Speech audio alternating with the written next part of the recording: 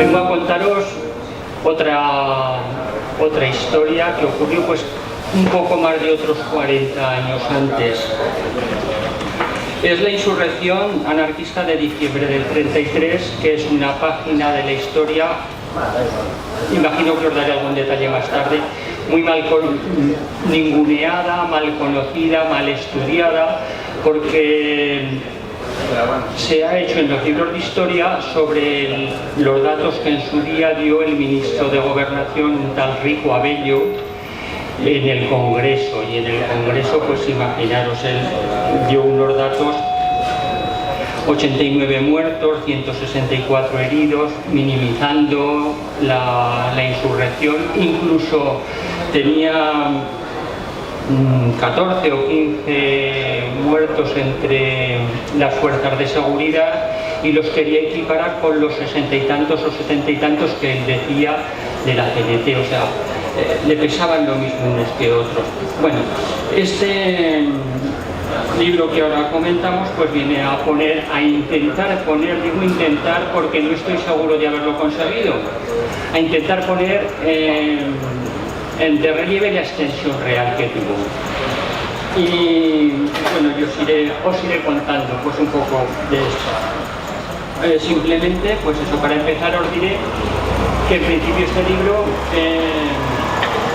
quería ser un artículo simple, pero al ir encadenando investigaciones pues me di cuenta que excedía la extensión del artículo, porque echaban a salir muchísimas cosas nuevas. El caso es que a lo largo de varios años pues he pateado muchos archivos provinciales donde me he leído muchos juicios, las causas de donde se les juzgaron a estos, principalmente, prácticamente donde fue el epicentro, que fue en la regional aragonesa. Cuando diga la regional aragonesa, pensad que entonces la regional aragonesa era Aragón, Rioja y Navarra. O sea que cuando diga Aragón, entendedme las tres provincias juntas. Pues he visitado pues eso, pues los archivos de Zaragoza, Huesca, Teruel, Logroño, también provincias que están muy cercanas, pues lo que sé, pues Soria. En Álava no lo conseguimos localizar estos juicios, no se sabe dónde están. Y entonces lo que es el núcleo principal sí que está yo creo que muy bien estudiado, muy bien aquilatado. Luego ya empecé a tener, pues yo qué sé, o sea, que no encontraba ya muchas cosas. Estuve en Barcelona, en el Tribunal Superior de Justicia, viendo también los juicios, pero allí no había prácticamente nada, saqué muy pocos detalles. Y luego tengo de otras provincias, que os he dicho, Álava, no se localizaron estos juicios. Alicante tampoco, lo estuve mirando y no se localizaron. En Burgos tampoco están localizados los juicios, sino que los listados de detenidos están hechos sobre los listados de prisiones, no sobre gente condenada en estos juicios. Es decir, lo que más me decepcionó, me impulsó a cerrar el libro, fue que en Barcelona, que supuestamente era un sitio donde tenía que haber encontrado mucho material, pues prácticamente de esta insurrección o juicios relativos a este movimiento no encontré casi nada, y entonces pues decidí cerrar el libro. Eso no quiere decir que no se conozca o que no esté toda la península, porque aquí se recoge prácticamente, yo creo que no hay ninguna provincia que deje de tener algún tipo de incidencia este movimiento. Entonces pues o sea que están recogidos pues prensa pues, prácticamente pues, de todas partes. Aquí por ejemplo del País Vasco pues está recogida la prensa de esos días, pues lo que es del Pensamiento Alavés, de la Gaceta del Norte que se hacía aquí en Bilbao y del Día de San Sebastián, que están digitalizados.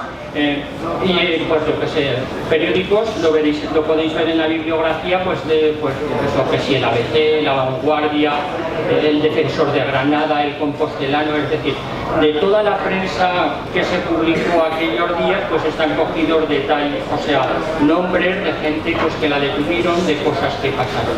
Y entonces pues por eso este libro intenta, porque no estoy seguro de haberlo conseguido, seguramente, o sea, intenta acercarse a la extensión real que tuvo. Bien, voy a decir simplemente, bueno, este libro, gracias, pues habla pues eso, de la CNT, que surge en 1910 en el segundo Congreso de Solidaridad Obrera, pues surge con tres objetivos así principales.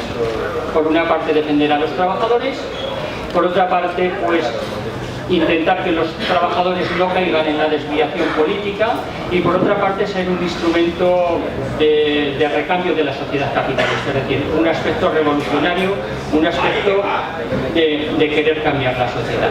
Este libro no trata, diríamos, de los primeros aspectos, no trata del aspecto sindical, es decir, aquí no encontráis la evolución sindical de la CNT, sindicatos únicos, federaciones de industria, no. Ni siquiera, pues yo que sé, las huelgas famosas como la canadiense, que tendremos que celebrarla seguramente de aquí a un par de años, recordando que la CNT consiguió por primera vez en España la jornada de 8 horas. La jornada de 8 horas la consiguió la CNT en el año 19, en la huelga de la canadiense.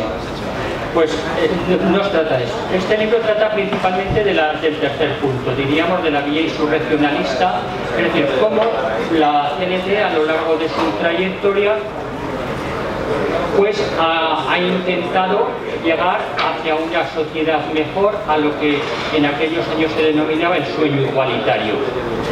En el libro distingue, hay una introducción en donde se hace un poco este camino y explica más o menos como en 3 periodos. En un primer periodo, esto está muy brevemente tratado, pero lo trata. La CNT se alía con la UGT para conseguir hacer un cambio en el sistema. Son las huelgas de 1916, de diciembre del 16, que en un principio simplemente era por una cosa contra la subida de precios, pero tiene mucho éxito y dicen al año que viene vamos a ver si nos cargamos la monarquía. Y preparan la huelga de agosto del 17. Y allí ya pues surgen las primeras discrepancias de la CNT con la UGT, pues porque la UGT tendió más a pasar con los políticos, porque la huelga también yo creo que se saboteó desde el gobierno. Prepararon una provocación a la UGT, convocaron la huelga a cuenta de los ferroviarios, adelantaron la huelga y entonces la CNT prácticamente se enteró de la huelga por los periódicos. A pesar de eso, entraron en la huelga con este afán de cambio del sistema.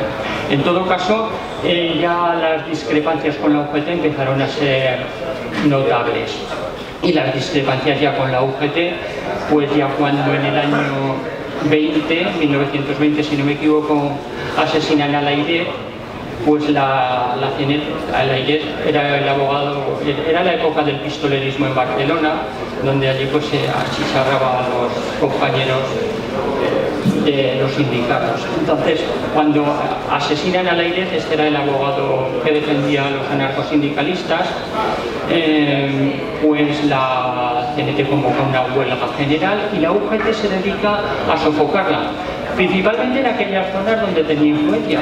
Aquí en Vizcaya, por ejemplo, o en Madrid, donde más influencia tenía la UGT, pues contribuye. Entonces esto ya sentó fatal, y ya cuando llega la dictadura de Primo de Rivera, pues la UGT empieza a colaborar con la dictadura y entonces la línea revolucionaria esta, diríamos, de colaboración con la UGT se rompe definitivamente. Entre tanto, pues ha sido el periodo del pistolerismo en Barcelona y en toda España, porque también aquí se cocía base en todos sitios, aquí en Vizcaya, en Altos Hornos, en todos sitios, en Zaragoza, en Valencia, pues eso. Se acosa a la CNT, se asesina a sus militantes, y entonces esto contribuye a que la gente que llega a los comités es, por así decirlo, la línea más dura del sindicalismo, la línea más propensa hacia la acción. Y esto va a condicionar el periodo siguiente, que va a ser el periodo de la dictadura de Primo de Rivera. En la dictadura de Primo de Rivera, yo lo que pongo en el libro es que la CNT, en la línea esta insurreccionalista de la CNT, pues va a estar marcada por el colaboracionismo con todos los intentonas por parte de los políticos para cambiar el sistema. Y pues empiezan pues que sí con Vera de Villasoa, Atarazanas, pues yo que sé, la Sanjuanada, después el complot de Prat de Mollor, el de Sánchez Guerra, finalmente también en el Pacto de San Sebastián, aunque se diga que no, la CNT estuvo en el Pacto de San Sebastián, estuvo representada por Progreso Fernández, y intentando pues eso, cambiar el sistema ignominioso de la dictadura que teníamos. En este periodo se dan, lo que sé yo digo, varias cosas. Primero, que a la CNT los políticos la querían para que pusiera a los muertos, es decir, para sacarla a la calle y provocar eso y que pusiera a los muertos. Al final ya la CNT ya no se los creía mucho y decía, bueno, si quieren los militares que salgan primero ellos y nosotros si acaso iremos después. Estoy hablando ya pues, cuando lo de Sánchez Guerra y todo eso.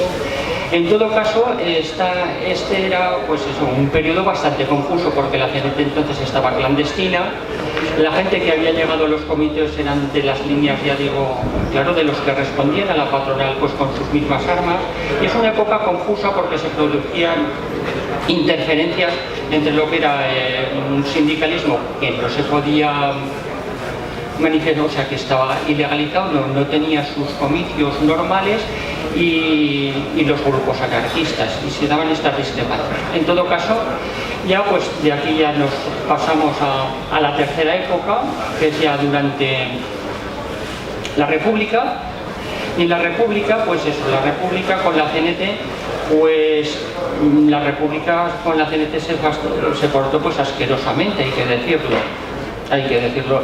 Largo Caballero, que durante la dictadura había encarnado el colaboracionismo con el sistema, ahora el ministro de Trabajo se encarga de dejar a la CNT, en cuestión de 8 meses la dejó prácticamente ilegal. O sea, la dejó al margen porque la CNT no aceptaba, por ejemplo, la participación en los jurados mixtos. Entonces, por medio de las leyes que sacan, la dejan prácticamente ilegal, no ilegal, pero vamos, por ejemplo, Cabanillas, o sea, porque también los militares tenían unas atribuciones que para qué. Cabanillas llevaban un mes ya con la República y en Sevilla tenía la CNT ilegalizada porque él allí había declarado el estado de guerra. Es decir, que las atribuciones del orden público durante la Segunda República los militares las tenían prácticamente igual que durante la dictadura. Entonces, pues bueno, pues durante esta época pues se producen distintas cosas. El primer chispazo que le surge a la CNT con la República es a cuenta de la huelga de la Telefónica. La huelga de la Telefónica, pues bueno, la Telefónica era una empresa multinacional que se había fundado en la época de la dictadura, que tenía sus privilegios, tenía pues o que pagaba pocos impuestos, en una palabra. Sigue funcionando durante la República, y el caso es que resulta que se producen unos despidos y la gente dice ¿qué pasa? O sea, en el convenio que tenía la Telefónica durante la dictadura no permitía los despidos, y resulta que aplican ya en época republicana con sus jurados mixtos. Resulta que el jurado mixto de la Telefónica acepta unos despidos que no se aceptaban. Bueno, no es que no se aceptaban, es que en época de la dictadura no se producían. La gente de la Telefónica salta, la CNT apoya esa huelga, y ese es el primer chispazo que la CNT tiene con la Telefónica. 20 muertos, 200 heridos y 2.000 detenidos. Y a partir de allá, pues bueno, pues ya lo conocemos, por ejemplo, sabemos los hechos de la República. La República, hay que decirlo muy claro, la República fue muy timorata con los poderes económicos, pero fue muy expeditiva con los trabajadores. Maura, el primer ministro de Gobernación, se llevó por delante a 108. y Casares Quiroga a más de 200, es decir, que en 2 años de bienio supuestamente izquierdista se llevaron a más de 300 por delante. Entonces, bueno, pues el hecho de que la República se encuentre entre 2 periodos dictatoriales difumina el aspecto represivo, bueno, no digo ya nada del periodo ya del bienio de derechas con la revolución de Asturias y miles de muertos. La República, el hecho de estar entre 2 periodos dictatoriales difumina la parte represiva que nos explica. En todo caso, la CNT en estos momentos encuentra, yo no sé si encuentra fuerzas, el caso es que lo intenta, y en 2 años realizó 3 intentos pues, de llegar a su sociedad ideal, o sea, al comunismo libertario, al sueño igualitario. He dicho la CNT, aunque realmente igual habría que decir el movimiento anarquista en general, porque como consecuencia todavía de esa disfunción entre CNT y grupos anarquistas que se produjo durante la dictadura, pues había interferencias.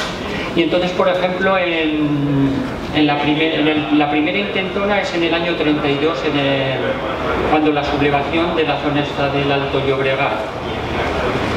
Allí realmente en principio no fue la CNT la que convocó la huelga, allí empezaron los cuadros de defensa con una huelga general revolucionaria, les cogen las armas a las somatenes, gente de derechas y tal, y proclaman el comunismo libertario, y la CNT, el Comité Regional de Cataluña se enteró 5 días más tarde, o sea, dio la orden de ponerse en marcha 5 días más tarde. Entonces no fue exactamente la CNT, sino vamos a llamarle el movimiento anarquista, como restos todavía de esta época de disfunciones de la dictadura. En enero del 33 se produjo otra intentona, que esta es más sonada más que nada porque no porque fuese más importante que la que de la que se trata el libro, sino porque se produjo la matanza de Casas Viejas, y como eso luego tuvo repercusiones en la cosa electoral, en la caída de Azaña, en el cambio de orientación política de la República, por eso es más sonada la de enero del 33. Y luego pues está ya esta tercera, la que yo cuento en el libro, que esta prácticamente pues estaba como no sé si olvidada o maltratada o poco tratada, porque por ejemplo en la historia de España, en la que dirigida en su día por Menéndez Pidal, más tarde por Jover, que son no sé cuántos tomos grandísimos, pues por ejemplo a esta insurrección le dedican 4 o 5 líneas, y repiten en cierta forma los mismos datos que dijo en su día el que os he dicho antes, el ministro de Gobernación, Rico Abello, es decir, los 90 muertos, los 164 heridos, y se habla de unos 700 detenidos, es decir, y no da más, incluso la forma de tratarlo es una forma despectiva, como diciendo, ¿dónde van estos desgraciados aquí que no tal y cual, ¿no? Entonces, eso es la historia, vamos a llamarle así, oficial, o sea, así a nivel, pues no sé, de universitario, de estudios, lo que será, y muy poca cosa más. Los historiadores así, vamos a llamar confederales, yo que sé, estoy hablando de Peirás, o por ejemplo de Peirás, pues dan prácticamente los mismos datos. García Oliver, como no estuvo él, pues dice que esta revolución, o sea, que esta intentona, que no fue nada. Es más, también se porta bastante mal con ellos, es decir, un poco como que fueron, o sea, como el Capitán Araña, algo así. Echaron a la gente a la calle y ellos se quedaron en el piso. Hombre, la verdad es que sí que los detuvieron en un piso el día 16, pero en algún sitio tendrían que estar, digo yo. Bueno, el caso es que García Oliver tampoco le dedica mucha historia, y Olaya pues tampoco va mucho más allá. Es decir, esta es una insurrección, o sea, pues mal conocida. En el libro que yo tengo aquí, después de recorrer pues tantos archivos estos tal y cual, pues yo doy el nombre ya de 5.582 detenidos con nombre y apellido. Y luego hay otros 138 que no están muy bien, bueno, estos digo con nombre y apellido y situados en su provincia. Estos otros, pues 138, algunos sí que están con el nombre, pero como por el dato que yo los encontré, no los podía situar en una provincia concreta porque simplemente venían en el periódico como tribunales de urgencia. Entonces no te decía el tribunal de urgencia de dónde era. Y entonces por eso están agrupados todos como tribunales de urgencia sin saber exactamente a qué provincia. Entonces se puede hablar prácticamente, o sea, 5.720 detenidos y yo pues haciendo sumas, porque a veces los periódicos te dan detalles, dicen, y hay unos 100 detenidos, hay 250 detenidos, pero claro, luego no te dan los nombres o no te dan los nombres de todos. Haciendo, yo que sé, aproximaciones de este tipo, pues se puede decir que no sería extraño que hubiese habido al menos unos 8.000 detenidos en toda España. Y que se extendió por toda España, porque incluso hay provincias como Soria que dices, allí no pasó nada. Pues no pasó nada. Los habían detenido antes de que pasara, es decir, los habían detenido preventivamente. Pues eso. Y luego, pues por otra parte, a partir de aquí, pues también hay un cruzamiento de datos de esta gente que detienen con gente que es fusilada en el 36. Es decir, aquí en esta relación de detenidos que tenéis en el libro, después hay otra relación de gente que, siendo detenida, la fusilan en el 36. Y cruzando ese dato, pues a mí me salen unos 575 de aquellos 5.700, pues unos 575 que son fusilados en el 36. Lo cual es, pues eso es para decir, pues eso, que cuando en el 36 matan a la gente, no la matan por casualidad. Mataban a quien querían matar. Mataban lo que Jesús Vicente Aguirre, que es de La Rioja, en un libro que se llama Aquí nunca pasó nada, pues le llama el abrazo de la muerte. Es decir, a la gente que está detenida en el 33, en diciembre del 33, que se la cargan en el 36. Y aquí en este libro pues está recogido, ya digo, aproximadamente el 10% de la gente que está detenida en el 33, en diciembre, es fusilada, asesinada en el 36. Y lo que yo digo en el libro, pues quiero leer un trozo porque me parece muy significativo a cuenta de esto, para decirlo. Los datos estadísticos del abrazo, es decir, de la muerte, hacen coincidir prácticamente las regionales con más asesinados entre los detenidos del 33. Es decir, aquí en el libro, donde más detenidos hay es en la región de Aragón, ¿entendés? Aragón, Rioja, Navarra, y Andalucía, pero Andalucía es Andalucía-Extremadura. Entonces, la regional, el libro está organizado por las regionales históricas de la CNT en ese momento. Es decir, que por ejemplo, Andalucía estaba con Extremadura, pero Extremadura en esos momentos era solamente Badajoz, porque Cáceres estaba organizada desde la regional centro. O por ejemplo, entonces estaba la regional Asturias-León-Palencia.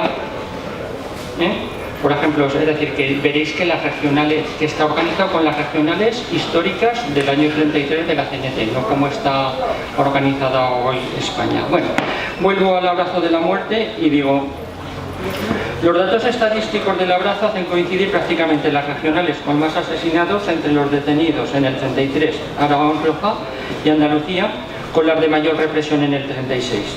Y no es de extrañar, ya que en el 36 funcionan las listas de presidiarios. En Zaragoza, el director de la prisión, Francisco Fernández Bret, pone a disposición de los sublevados las fichas de quienes han sido detenidos por haber participado de una manera destacada en huelgas, manifestaciones o revoluciones. En La Rioja es descarado. En La Rioja aproximadamente el 30% de los que detienen ahora en el 33, el 30%, es decir, de cada 3-1, se lo cargan en el 36. En La Rioja, el abrazo de la muerte es tan claro y generalizado que puede hablarse de exterminio confederal. Así lo vemos en las localidades que participaron en la decembrina, ya que Ábalos 4, Alfaro 3, Arnedo 8, Briones 19, Calahorra 3, Cenicero 18, fue el mayor 18, Aro unos 15, Logroño 13, Nájera 2, Plejano, estos eran del OGT, 5, Quel 2, Rincón de Soto 3, San Vicente de la Sonserra unos 25, Miguera 4, de los ahora detenidos son fusilados. Además, de los 34 fusilados en San Asensio, al menos 26 son de CNT. Entre 32 y 34 de los 50 fusilados de Aldea Nueva de Ebro son cenetistas, casi 30 en Aro, 42 en Logroño.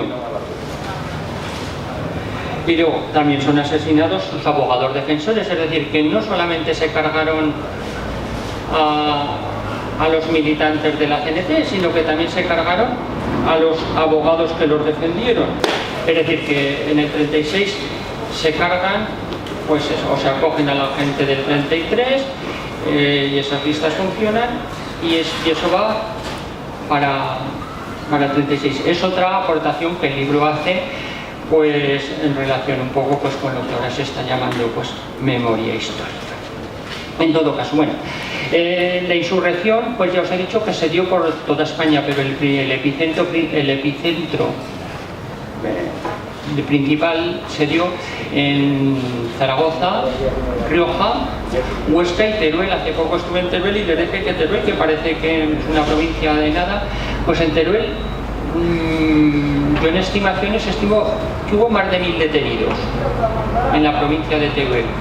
Hubo pueblos, yo que sé, Beceite, Mar de las Matas, Valderrobres, Alcañiz, allí que detuvieron a más de 100, dejaron el pueblo prácticamente vacío, prácticamente eran todos. En Huesca es otra provincia que también. En Zaragoza se produjo, bueno, en general, bueno, la insurrección en realidad fue pues es una huelga general revolucionaria con incidentes armados en casi todos sitios. ¿Por qué? Pues porque aquí, ¿en qué consistía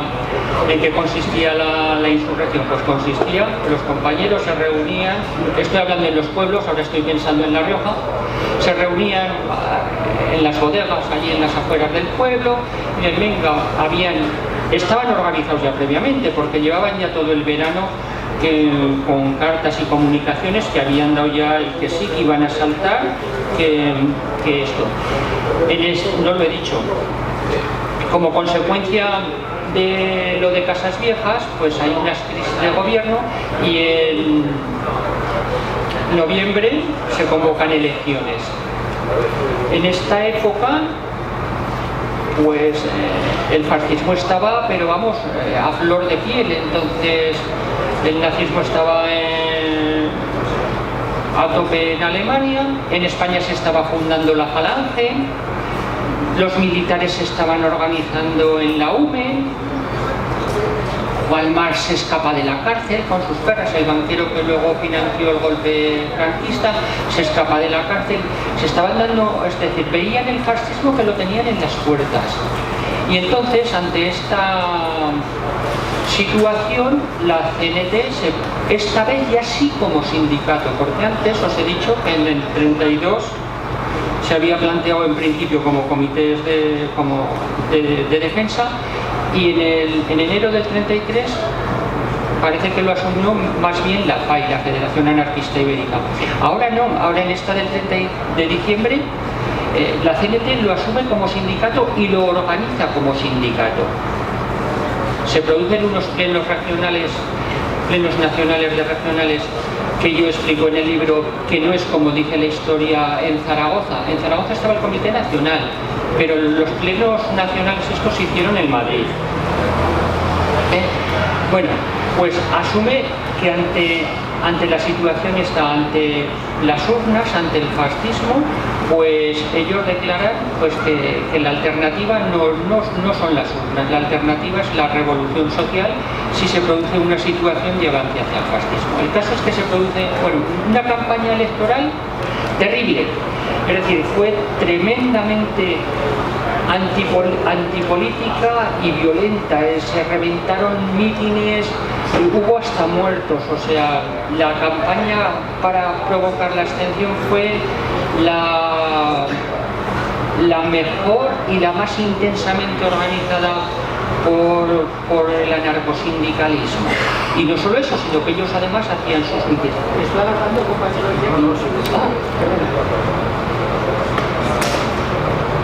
Sí, bien, el caso es que me emociona. Me lanzo y ya no sé por dónde parar. Bien, el caso es que bueno, llega la primera vuelta de las elecciones y gana la derecha. Entonces pues hay un impasse ahí que se está esperando que surja el chispazo, pero no surge. Se convoca otro pleno nacional de regionales en Madrid y ahí ya se elige un comité revolucionario que se marcha a Zaragoza, porque Zaragoza era, por así decir, el motor de la insurrección. En concreto el sindicato de construcción de Zaragoza eran los que estaban y ya se produce la insurrección, que como ya digo es una huelga general revolucionaria en la que, aunque aquí hay miles de detenidos, fueron cientos de miles de personas las que hicieron la huelga general. O sea que no solamente participaron estos, sino la huelga general estuvo prácticamente en toda España. Zaragoza, ya digo, paralizada totalmente, con incidentes, con aviación, con carros blindados y con todo. O sea, no con amenazas, con despido de trabajadores que eran luego sustituidos por los esquiroles y todo esto. En La Rioja, en todos estos pueblos, pues también en San Vicente de la Sonsierra, también amenazas de aviación, de bombardeos y tal y cual. Es decir, y se extendió, ya digo, pues por toda España y principalmente, ya digo, en el Valle del Ebro, que es donde tiene casi la mitad de los detenidos. Ahí en el libro, voy a ir terminando, podéis ver las estadísticas, podéis ver siempre que ha sido posible el nombre de los muertos y de los heridos. No siempre ha sido posible, pero ahí están, porque, bueno, dice, por ejemplo, heridos en el descarrilamiento del tren de Zuera, pues yo he conseguido 29. Yo que sé, en el del Puig-Puzol, pues me parece que son 29 muertos y que están ahí puestos los nombres. Es decir, en todo lo que se ha podido he puesto el nombre de la gente que tuvo, pues eso, a veces la desgracia de pasar por allí. Entonces, con esto voy terminando. ¿Qué importancia tiene este libro? Lo primero, pues que acerca la insurrección a su extensión real. Digo siempre la acerca porque, como os he dicho antes, mis estimaciones son todavía de que puede haber más. Luego, tiene una relación con la memoria histórica, relacionar los detenidos con la gente que está fusilada. Por otra parte, pues eso, está organizada por las formas, o sea, por las regionales históricas de la CNT en ese momento. Por otra parte, hay episodios que están muy minuciosamente descritos. El que lea el libro, pues, por ejemplo, la detención del Comité Nacional Revolucionario está descrito minuciosamente, porque claro, eso más o menos te lo has leído en el sumario y tratar de plasmarlo. El sumario de Favero, que fue el de también otra zona que tuvo muchísima importancia la insurrección, pues también está descrito cómo iban de Listierna a Cacabelos, o sea, toda aquella zona, cómo intentan ir a Ponferrada y los rechaza la Guardia Civil, todo. Es decir, hay episodios que están, diríamos, descritos con lujo de detalle, diríamos. Por otra parte, también hay aportaciones, por ejemplo, de los que murieron con Pío Sopena en Villanueva de la Serena, pues yo no conocía, no sé, yo por lo menos no lo había, pues aquí están recogidos los nombres de los 8 que murieron allí. O por ejemplo, de un muerto de Alcalá de Gurrea que tampoco lo reconoce la historia, un José Alquézar Mur.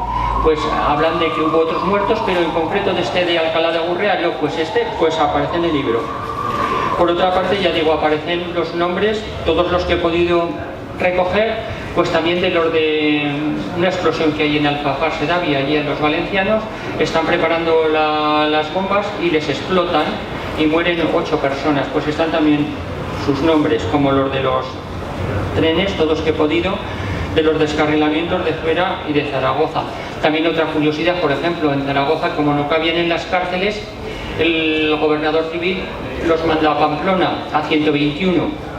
Pues está también la relación de los 121 de Zaragoza que los manda, que están destinados en la cárcel de Pamplona y están con fecha de ingreso y de salida de la prisión.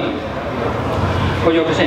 Y luego también, por ejemplo, como curiosidad, pues normalmente cuando te hablan de la insurrección pues te la cuentan pues un poco pues por lo que dicen los periódicos. En el caso de Zaragoza, yo la descripción que he hecho no ha sido tanto en cuanto a lo que dicen los periódicos, sino a lo que dicen unas actas de un pleno regional que hubo clandestino después de la insurrección, y allí pues las regionales describen lo que había pasado. Entonces yo aquí, por lo menos los primeros días de la insurrección de Zaragoza están descritas siguiendo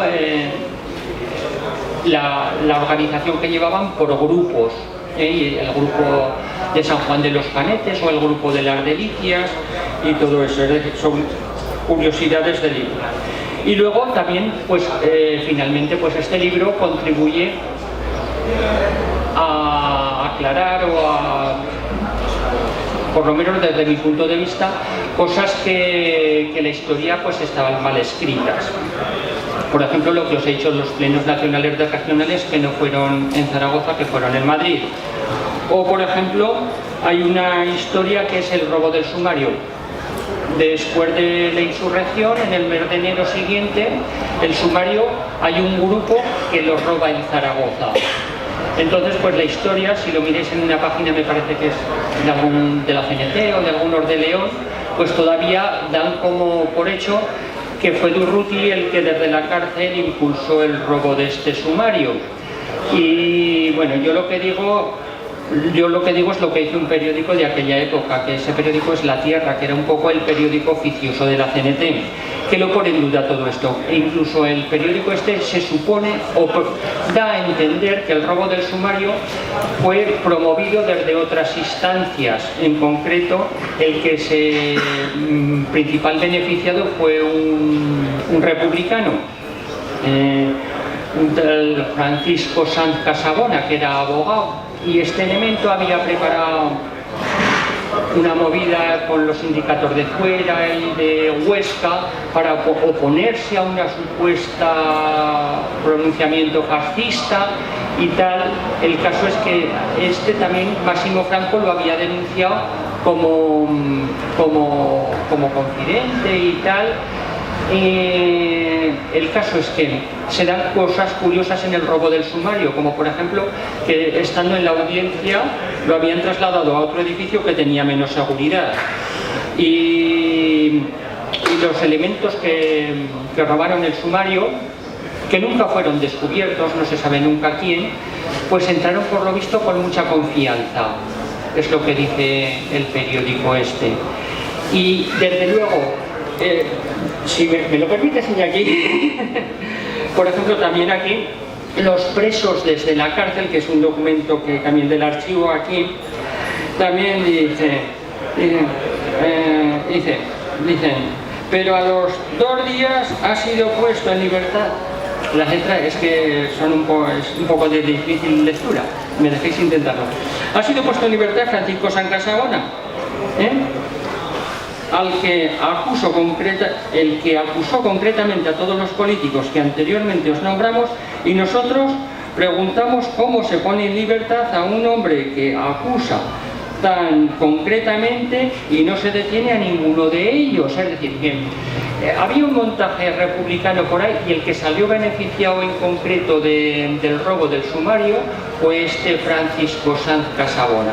Con lo cual lo de la autoría del Durruti, del robo y por ahí, pues no lo sé, yo lo pongo en duda. Y luego también hay otra cosa, por ejemplo, que también se dice que la fuga de los presos de la cárcel Modelo de Barcelona fue, diríamos,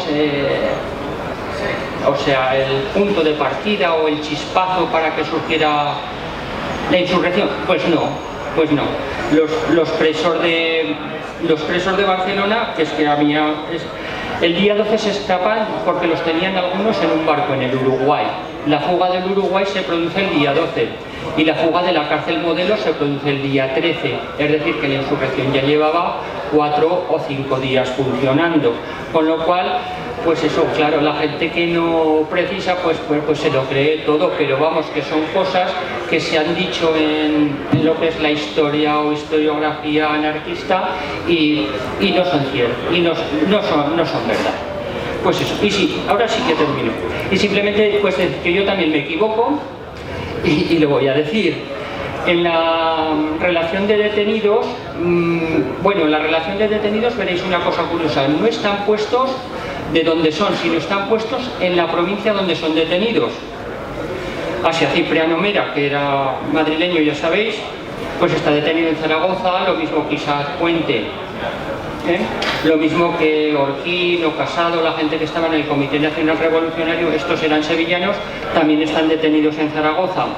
Es decir, no están detenidos, están puestos en la provincia donde fueron detenidos, no en la provincia donde eran militantes.